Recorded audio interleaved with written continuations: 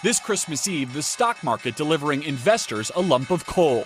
The market down more than 20% from its recent highs. Experts say the turmoil in Washington isn't helping.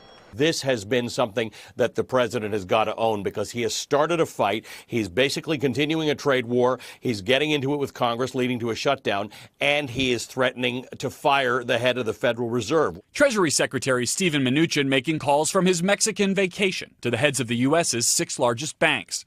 Meant to be reassuring, but having the opposite effect. The president hunkered down at the White House, his Florida vacation canceled due to the shutdown, blaming the economy's troubles on the Federal Reserve, tweeting they don't have a feel for the market. And with Congress out of town until Thursday, complaining about the shutdown stalemate too. I am all alone, poor me, in the White House, waiting for the Democrats to come back and make a deal on desperately needed border security. Fighting back, Democratic leaders blaming the market struggles and the shutdown on the president.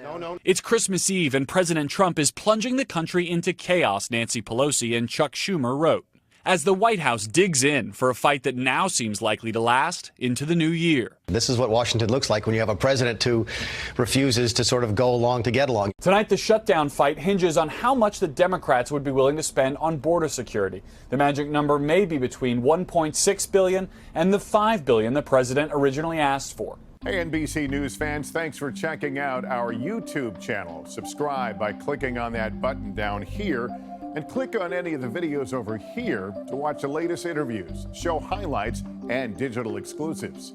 Thanks for watching.